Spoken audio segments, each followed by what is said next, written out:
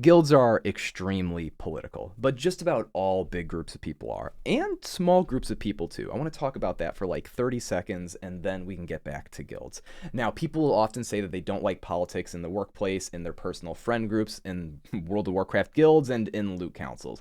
Let's quickly run through all those. In the workplace, if somebody is well liked and they're a low performer, maybe them being well liked actually increases people's performance, and so politics makes sense. Or perhaps them being such a dickhead debuffs their teammates, and so even though they are highly productive, like they're a really great seller, it's better for them to just get fired. Now, this isn't always true. Sometimes people are overly rewarded for being well liked, or they're underly punished for being a dickhead. All right? Now, this is not great, but it's just part of the game, because if you have to evaluate people on things other than just performance, then you're going to mess it up sometimes. And this exists in friend groups as well.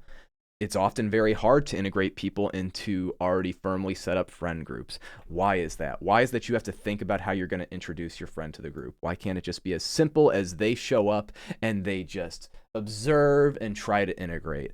It's political, guys. It is. And the same thing in loot councils, where you got to pick who's getting the goodies, or in guilds and you're picking the strategies, who's getting into raid and whatever else. It's just a natural consequence of having groups of people together.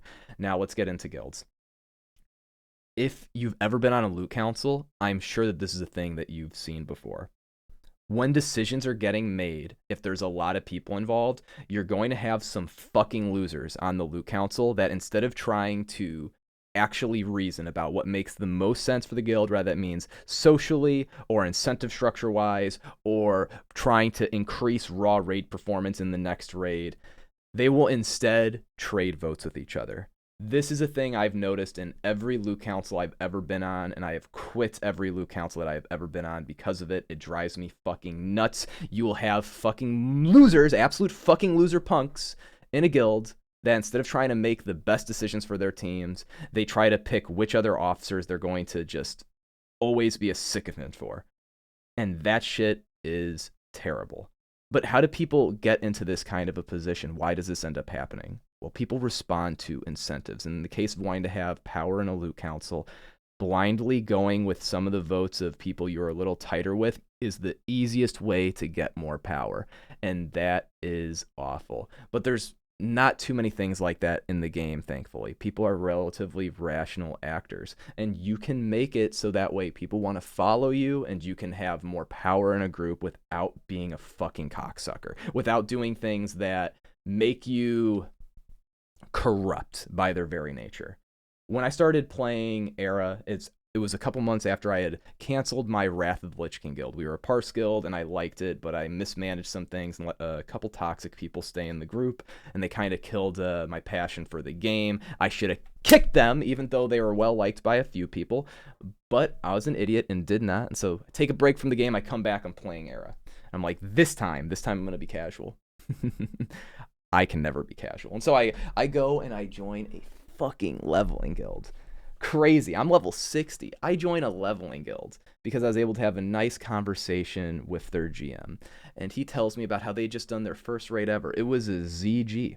And this ZG was so good. They had an extremely experienced main tank and raid leader, this 18-year-old who led them through a 3-hour ZG. And they were over the moon, so excited. And I didn't want to be a dick. I just met these guys. I'm like, that is fantastic. When are you going to do MC? And they're like, oh, I think MC is months away. We have a lot of work in ZG still, and then we'll probably move on to AQ20. And I'm like, you're fucking nuts. We're doing MC 2 weeks from now. I'll set it up if we can't do it like with just you guys putting it together. And this guy thought I was fucking nuts because he had no experience with classic WoW before. He's running a guild. Had no experience with classic WoW before, just a really brave guy trying out something new. And so I'm like, how am I going to convince these dudes what to do? And so I tell them about world buffs. I'm thinking, okay, I want these guys to take the game a little more seriously. I think they're super cool. I've known them for 3 days, and I'm a psycho, so I feel attached to them. How am I going to make this better? So that way I can make myself feel good, because altruism's a fucking meme. I just feel really special when I focus on WoW, and I get to see the raid get better. So I'm telling them about world buffs, and they're like, I don't believe that these could do that much. Also, I read Reddit, and according to Reddit, you don't need buffs in this 20-year-old game. They don't do anything. I'm like, okay, how about this?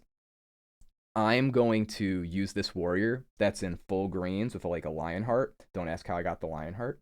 And I'm going to come with all the world buffs and consumes available to me. And I'm going to rip threat on the full bis main tank on every single fight in the raid. And I'm going to do more DPS than the top 3 DPS in your guild put together. For sure. And they're like, there's no way you can do that. I'm like, if I do it though, you're going to talk to me about world buffs. And they said yes. They sounded very earnest about it, but I didn't think that there was a high chance they would do it. We go do ZG. I rip threat on all the fights, and I do more damage than like the next 3 guys put together. Everybody else had shit gear, by the way, except for the main tank. So like, I'm in greens, but world buffed, so I'm really like a Nax geared warrior, a little better than that. And the other warriors are like in greens and haven't ever played the game before. So like, it really wasn't all that special. Then we get out of the raid, and then I'm talking to them like, see this? And they're like, yeah, that's crazy. I'm like, now here's the thing I want you to think about MC. If we had 20 people who were buffed like me, we could 20-man MC. Because you think if we had 40 people who were set up like you guys, you could do MC, right? And they're like, huh, yeah, okay. And so next week, we hop into MC. We jumped a month ahead in progression. They'd known me for like 3-4 days, and they leaped a month ahead in progression. Who would have thought that these guys would then take me seriously, and that I would be able to convince them to do things, which made the gaming experience more fun for me, and it made it more fun for them too. There's big reasons to try to do this in the game. It's all about having a good time, but it is so fulfilling to have an experience like that. And so then we go into MC, and we do a couple runs, and I'm trying to, and I'm sure this sounds a little crazy, I'm trying to get more and more influence. I'm like, how can I make things better and kind of earn it?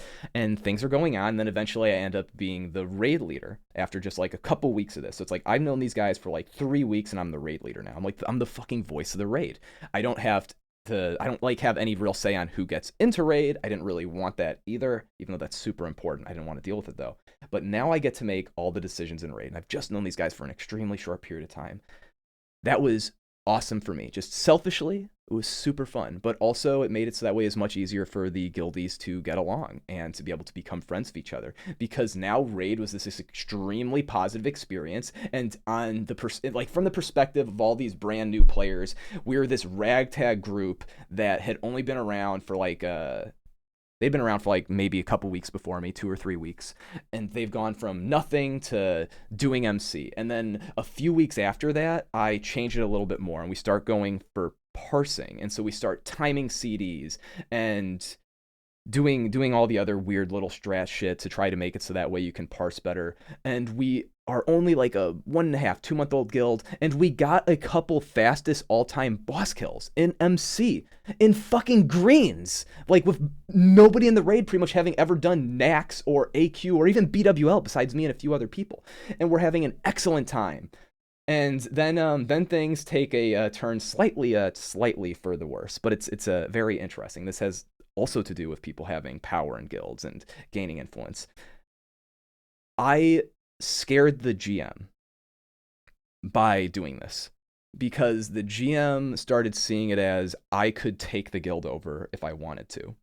And you might be wondering, like, how do I know this? Like, it's the, stories in the real world don't play out like in movies. You don't have this third person perspective. And the way I know is because the GM messaged one of the officers and said that my name was Ape from Tree. If anybody's wondering why I'm Jake from Tree, it's because my name was Ape from Tree, and I thought having Ape in the name might sound like a racist dog whistle or something. So I was like, I'm going to take that shit out of my fucking name. I don't want to have that weird association, I just thought it was a goofy sounding name that I stole from one of my friends.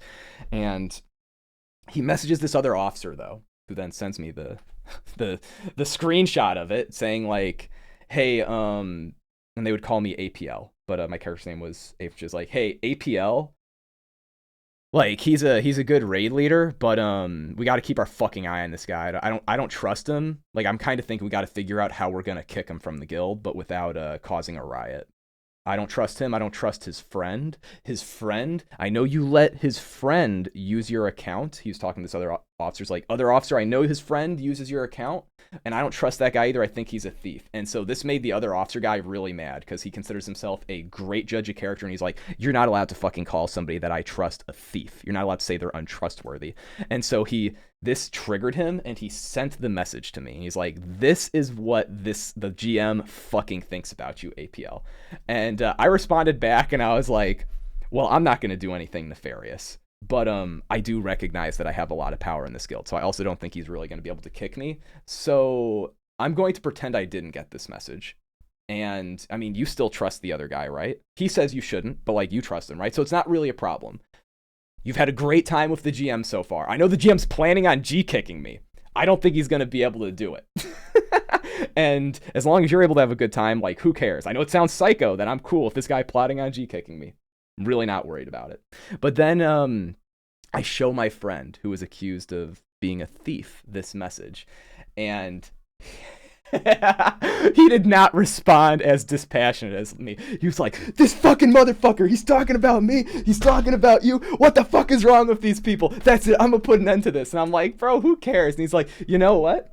I'm going to fucking bring this shit up because there's some other shit this motherfucker's done that slightly annoyed me. And I'm like, oh, really? Like, I haven't noticed at all. And it gives me this laundry list of things. And I wouldn't say that they're incorrect, but I just, like, wasn't interested in them. I was like, well, you know what? I have everything I want to get out of this guild I got. I don't have any responsibility outside of talking in raid. I get to say whatever the fuck I want in raid. And I get to see numbers get higher or lower depending on if it's like, you know, DPS or time till boss dies. I feel fucking awesome. I don't give a shit what you do. My friend's like, well, I want to try to become the GM. I'm like, you're psycho. Dude, like, you're not an officer. Like, you think you can do this? Like, give me 24 hours. I'm going to become the GM of this guild. I'm like, all right, sure. And so I fucking go to bed, and I wake up, and somehow this motherfucker has become the GM of the guild. He like went and like talked to the officers and like sent them this stuff, and then they were like, dude, he's done that same shit talking to me about other people. And so they all started sharing these messages that they had received in confidence that were like kind of fucked up. I'm saying like only kind of fucked up because like this guy was so great other than that I would have been totally okay with forgiving him because he was actually like he was that amazing of a person other than these things. And I understand the whole really loving your guild and being scared and just making an ass of yourself. Like, it's just a thing that happens with people. But he gets kicked out of being the GM, basically. They confront him about it, and this guy was, I guess, a little bit of an anxious dude, and they're like, hey, dude, like, if you don't just pass GM, we're just gonna make a new guild. Like, we have all the other officers are, like, annoyed at you, the raid leader's probably not gonna be on your side, and just give it up. And so he did, and then he stopped playing. I'd still say I feel bad for the guy. Like, he deserved it a little bit. Well, I mean, he deserved it, but, he made great decisions while he was GM. So like I don't care that much. And so then we have this new guy I know. He's the GM, and things are going good. And he's a really friendly guy, and he's really good at reading people, which is why he was able to see this future where he like just goes from being a dude raiding in the guild to the GM in a 24-hour period, and he actualizes it. Now, shortly after this, we start going into BWL. We start trying to do the same stuff, trying to parse in BWL. We get like the fastest Razor Gore or something, which like who cares? It's Razor Gore. That's why we were going for this shit though. Like I wanted to get the boys excited. I was picking the least important boss fights where there is the least people in the world trying to wreck shit. And this was like 2 years ago, so no one was serious about any of this shit. And I just wanted to take easy win after easy win after easy win and gas all my boys up. So that way I was thinking, you know, by the time we're in Nax, why can't we be one of the best guilds on Horde on Era? Why couldn't we do that? Like, I see these other guilds on Horde on Era. They're, like, slightly better than the one I ran in 2019. There's no reason that we couldn't possibly pull this off. And so we're just pushing, having a good time. But then we have a couple bad weeks, and we have a roster boss issue. And people are talking to me because I'm like the voice and face of the raid, because I'm the raid leader, but I'm not really a decision maker other than that, you know? I'm only interested in the raid. I did hang out with people, but I didn't get to know everybody like I do now in my current guild. I just had my personal friends. You know, I had like 6, 7 dudes that I really liked, and everybody else, it's like, okay, you show up to the raid. Like, I'm gonna treat you with some base level of respect, but like, I don't fucking know you, you know? And I tell my friends in this guild though, and they're much more. They haven't gone through the multiple guilds thing, so like they're much more ride or die about this organization has to work, and we're talking about what we're going to do to fix the roster issue. And I told one of them that this is not going to be my problem. I could fix this guild all on my own, but this won't be the last guild I'll be in. It's going to die one day. I'm not beating myself up to fix this roster problem. The guild can die before I'll put that effort in. Don't care. Whatever. I can just set the game down. And you know, they were passionate about the guild, and so they're like that instantaneously changed their opinions about me, which was the correct move. And they let me know that because we were great friends, you know. So this is an example of a really reducing your authority. But I liked them, and also I was worked up, and so I wanted to say the truth. And then they went and they were like, well, you know, if that's the case, like they're like they're gonna make their own thing. I said, like, you should probably make your own thing. Like, if you're willing to put in this effort to try to save this, it should be your guild. It shouldn't be somebody else's, and you should make the calls. And so actually, one of the guys that I raid with now, he went and made a new guild and fixed the roster boss all on his own. And I wasn't a part of that group, and we didn't talk for a few weeks. And now we're fucking awesome friends, which is a great story. I love telling new people join the guild. I'll be like, you know, this guy, nicest guy ever, right? Also a very good player. He successfully led a revolution against me before. Be like, awesome dude, you can trust him with anything, for real. And people are like, what the fuck are you saying? I'm like, no, for real, because I was the baddie, and so that's why he's the good guy. But needless to say, there's so many interpersonal dynamics at play in this game all the time. Even if you're just in a guild that does MSOS and they don't hang out all that much, this shit still matters because at least somebody in that group really cares about it, or it wouldn't exist. And they're going to feel a lot of pain if one day they have to close up shop and stop raiding with the boys. So you might as well just be cognizant of how other people think and what they do and try to figure out what they're after. And worst case scenario, you're a fucking psychopath and you do something evil with that information. That would suck. I guess that's possible. I don't know. Haven't ran into too much of that in World of Warcraft. Usually assholes are outed all on their own. But if you don't want to play with a bunch of assholes, or maybe a reformed asshole if you consider me one from this story, hit me up in Discord, motherfuckers.